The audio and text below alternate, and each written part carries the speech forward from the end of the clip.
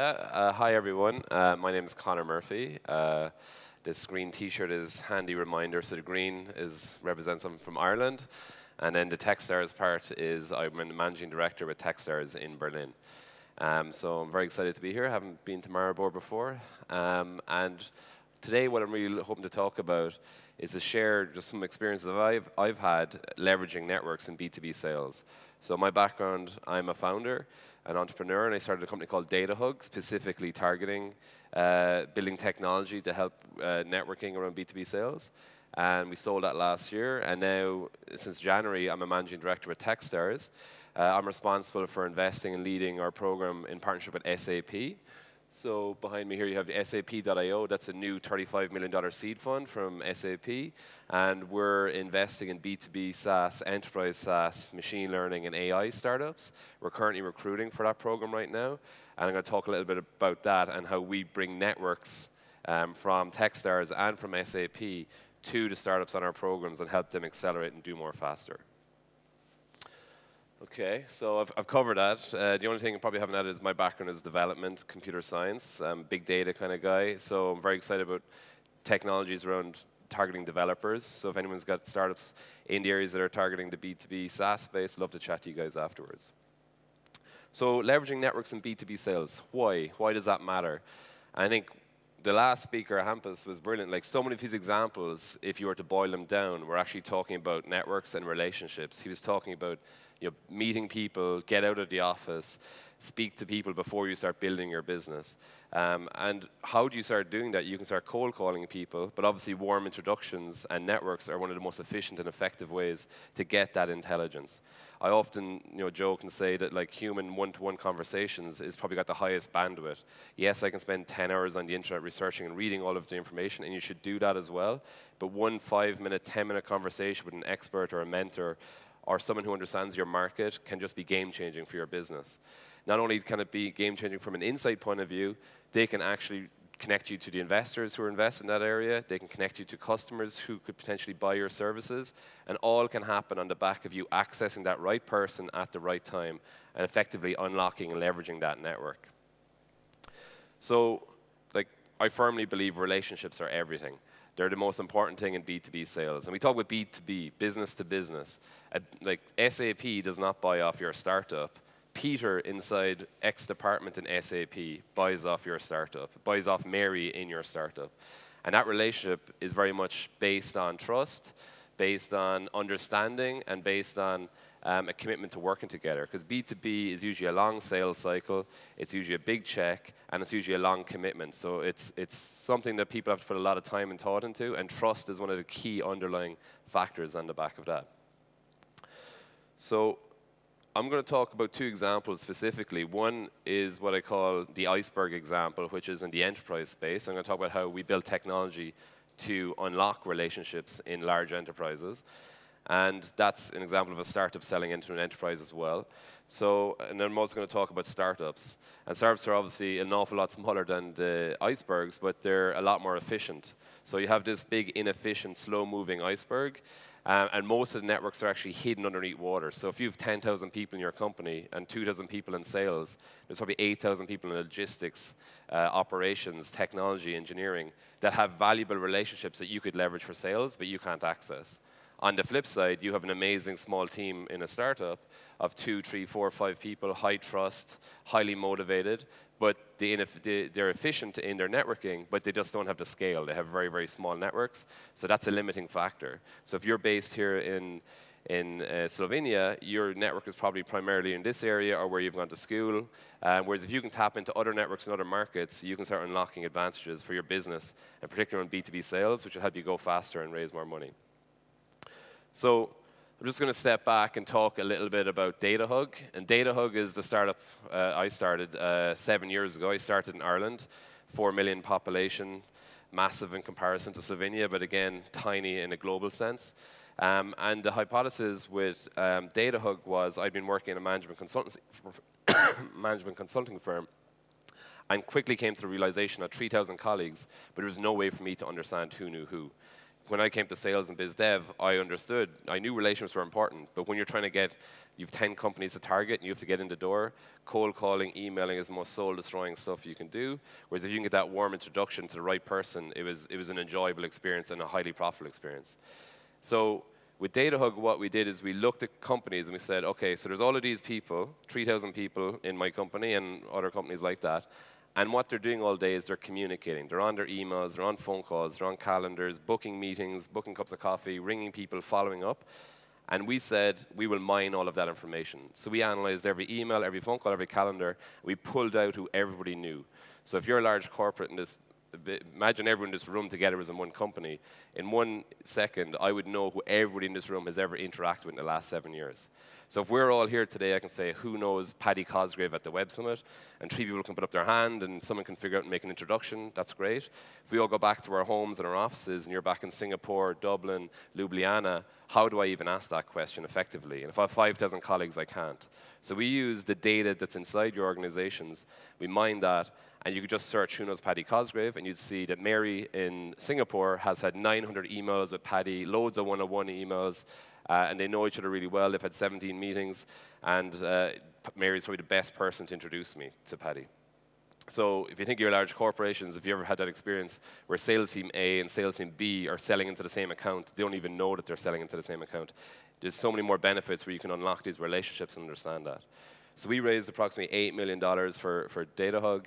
I was founder and CEO up until the point where we sold it last year, but we had large clients like 2 of the big 4 global accountancy firms, Silicon Valley Bank, and what was really ironic and kind of nice was we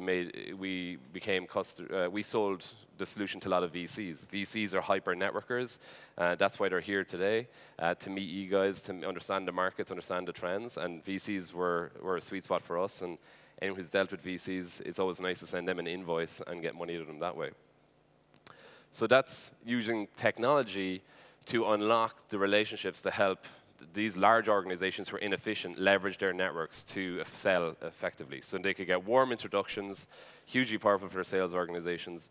They could do better account management and upselling because they could see who's talking to who.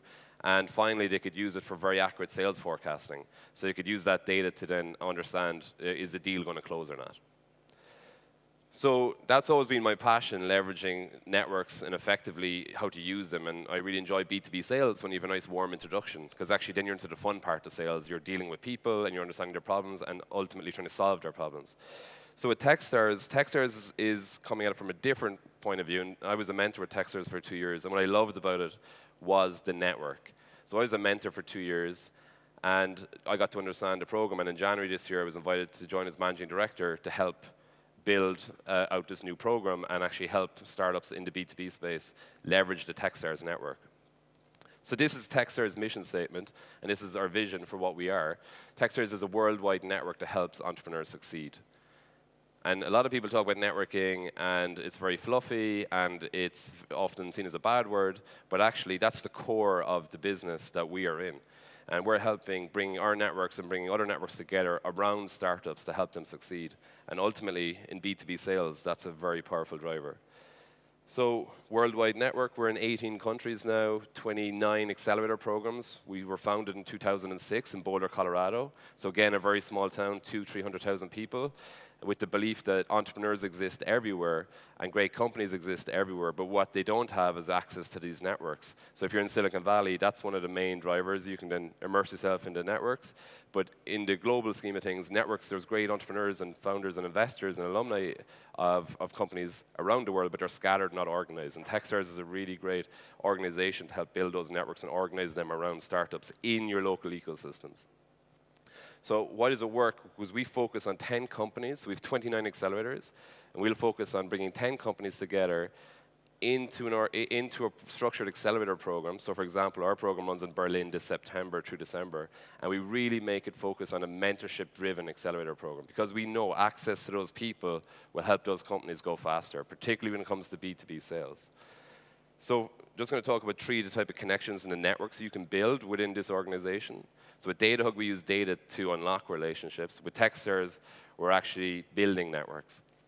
So your peers, so you have 10 companies in your accelerator cohort with you. These are 10 founders, 10 companies, 10 teams that are at a similar stage to you, similar problems to you, and you get very, very close with these people. And I was on an accelerator myself in Ireland, and some of those people are some of my closest contacts, mentors now as well.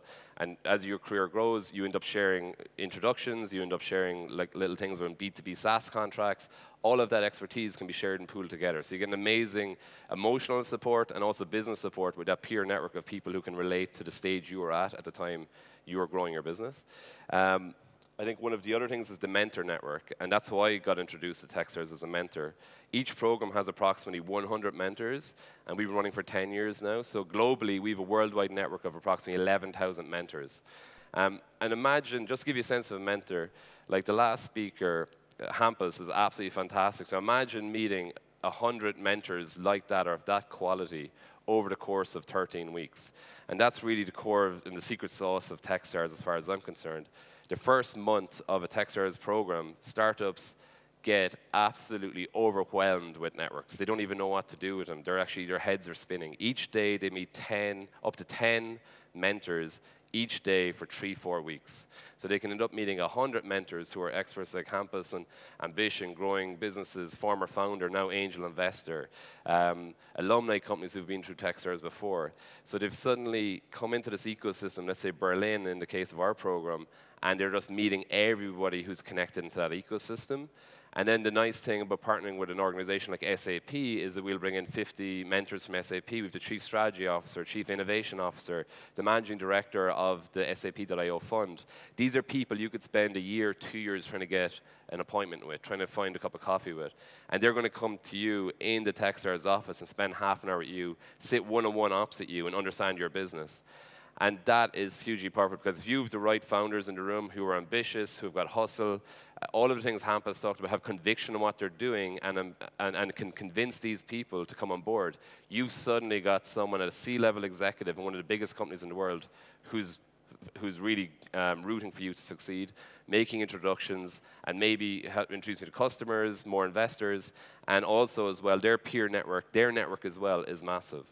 And just go back to a data point from Dattahug, we found that individuals in their inboxes alone have 1,100 unique connections per company. So each one of these mentors is coming into the room with 1,000 connections that they uniquely have that you can leverage. So that's an amazing acceleration that can come to your business by accessing the right people at an early stage in your business. Then the alumni. We've had 1,000 companies now are Techstars alumni. You might recognize some of the logos, like SendGrid is really big. Through our ventures, we also invested in companies like Twilio. Sphero is a very interesting one. If you remember the little robot in the Star Wars movie, you know, the new, I can't remember the robot's name. That was through Techstars Disney Accelerator. They were on that, and the CEO of Disney became their mentor. And a few months later, they're on the Star Wars set, and it was a pretty nice B2B sale that they were able to close. And then after that, it's not just that 13-week accelerator. We believe that the network, we need to compound that network. So it's like you're now an alumni of Techstars. We then organize every year for those 1,000 companies. We organize founder conferences in Europe and the US where all of our founders are invited in, and we bring in all the VCs at Series A, Series B, Series C. We bring in the corp dev leads from a lot of the large organizations so you can meet 20, 30 amazing B2B contacts for you over the course of 2 days. And that's happening this June in Berlin. We also have a VC fund. We've almost 300 million under management. So after the program as well, if you raise Series A, Series B, we can follow and support you all the way through to IPO. And finally, then we have perks with our amazing partners. You can get up to 2 million worth of credits and program when you get on a program. So that's actually you're spending time with senior executives at Google, Amazon. You can you can meet technical architects. Again, you can leverage the network, but also 100K worth of resources on AWS, resources on DigitalOcean, and so forth, which really adds up as well. But also gives you access to some amazing mentors on the technical side too. So I kind of touched on this. This is kind of the numbers slide. So just in case you aren't aware of Techstars, I said we're 10 years old, over 1,000 companies. And what's amazing is our success rate in terms of 90% of companies are still alive or have exited. That's out of 1,000 startups. And we believe that the real reason that this is working so well is because we're so obsessed with introducing our startups and connecting them into networks. And this is just some independent research done. recently, which shows actually that Techstars, out of all of the leading kind of accelerators around the world, is proven to be one of the most successful in helping its companies leverage follow-on funding. And if you think about it, follow-on funding or VC funding is a B2B sale.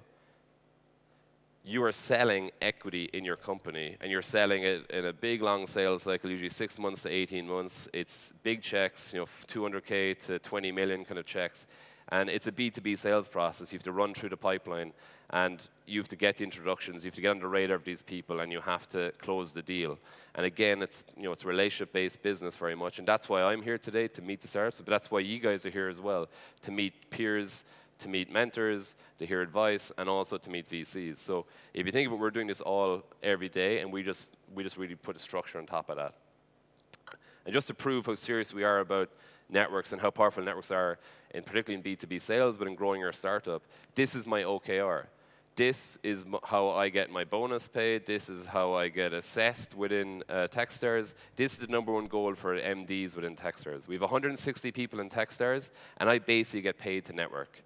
Now, as an Irish person, that is usually called working in a pub, but now, thanks to technology, I can do that as an MD in Techstars, and it's an absolutely amazing privilege, but it's an amazing recognition within the business that that is my #1 key objective. Every day, if I'm helping build a network and strengthen the network and connect and introduce people within that, I'm doing a good job and helping our companies and entrepreneurs succeed. So that's about it. And particularly just the last ad, if you want to learn more about this, I encourage you to apply, particularly if you're B2B SaaS, machine learning, enterprise SaaS, AI. Program runs in Berlin from September.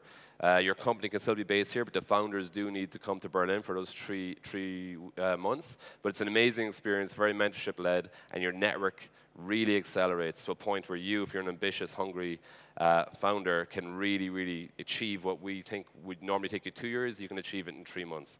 And that's really, when people say accelerator, that's the question you should be asking. How do you help me do more faster? How do you help me grow my business? And if you're in B2B, networking and relationships is everything. Thank you. Cheers. Don't run away. Don't run away. Because we have a couple Slido questions. Don't forget you can ask questions via the app. And the first question is, as a managing director at Techstars, you see different attempts to exploit the power of big data harvesting. What are the main mistakes? I think like a lot of people are using social networks. So there's 3 types of networks in the world. There's like the email and phone calls, the private networks, which are massive. There's the social networks, which are Twitter, LinkedIn, Facebook. And then there's the offline, which is the face-to-face. So Techstars is focused on the face-to-face, and Dattahug was focused on those private dark networks, which are the bigger ones. But when people use the social networks, they're just scraping and they're sending cold emails out. It can be very impersonal. It can really just not be that effective. And I encourage startups to really try and focus on trying to leverage a warm introduction through some way, because it's way more effective and meaningful. Got it.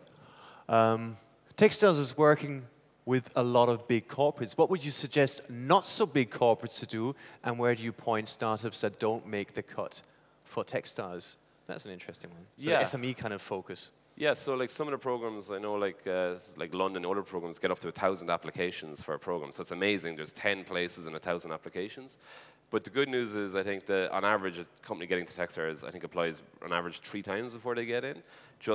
But going through the process itself, the feedback from the mentors is hugely valuable. So we try and, particularly as you get to the last 80, last 40, you get great exposure to other MDs who might be interested in talking to you for their program, 6 months later, a year program. So it's again, we try and help all of those companies at that earlier stage if they don't get in. And we also, as well, I didn't mention Startup Weekend. If anyone's heard of Startup Weekend or has been involved in Startup Weekends, that's part of Techstars as well. So we really try and invest in the local ecosystem. So if not on our program, we like to connect the ecosystem, bring the mentors together and the VCs together, which hopefully strengthens that local ecosystem, which will help you and your business independent of whether you're on Techstars or not. And speaking of mentors, here's a question. How much does Techstars pay for the mentors? Why are the mentors enthusiastic about cooperating with Techstars? Yeah, that's a great question. It's not for me, thank you. Well, it's a very good one, because I should have pointed out, like, our core ethos as well, and our motto is give first. And the mentors that we work with, do not get paid. They're volunteers. They commit their time. And more often than not, they've been founders before. They know how lonely the journey is. They know how hard it is. They want to give back. If they're angel investors, yes, they want to help as well, but also in the back of their mind, they're looking for companies that they can maybe invest in. If they're large corporates, they're looking for bringing innovation to their customers. So like the mentors I've worked with, and every year, like 30% of the mentors will change because all the startups score the mentors, and if they don't hit the grade, they're not invited back next year. So the mentors are very focused on how can I help? That's really the ethos of our mentors. How can I help? And they're very focused on what we call give first. They're not looking for something in return. They're looking to help you first. And then down the road, they may end up working with the teams or investing in the teams or becoming customers. So it's intrinsic, so to speak. It's kind of we're in Boulder, Colorado, which is a famous hippie town. And there is a hippie vibe, I think, within Techstars. But it's actually really proving, do the right thing now for the long term, and what's right for the founders, and that's kind of our guiding, our true north. Cheers. We have one more question. What can you offer to corporations trying to get more startup-ish and more lean? Yeah, it's another good question, and I think a lot of corporates are looking at startups and they're like, we need to be more lean, we need to be more innovative, we're afraid of startups, they're going to disrupt us. And I think but they also don't know how to interact necessarily with startups. Like, how does a big corporate interact with startups, and how do startups interact with corporates? So I almost use the analogy that Techstars is becoming like an API between the two of them, where we can speak startup on this side, but we've also have the experience and connections with the corporates and can help match the right people. Because within corporates like SAP, there's some amazing people who love startups, who want to help them in any way, but there's 85,000 people in there doing their day job. So if we can find the right people and connect them to them, we can actually help that happen. And then what happens for the corporate? Innovation, understanding the markets, they get to partner with startups. If you look at companies like Salesforce and iOS, they're so powerful now because of their platforms, and their platforms are powerful because startups came in and built on top of them. So their businesses are now ecosystems themselves and gives them a defensibility in the market. And also as well, big corporates are seeing customers asking, what startups are you working with? What are your innovation programs? And by working with startups, they can actually demonstrate that as well, improve that, and bring some of those startups to their customers. Yeah. Thank you very much. Cheers, Connor. Awesome. Thank you very much. Daniel. Cheers. Bye.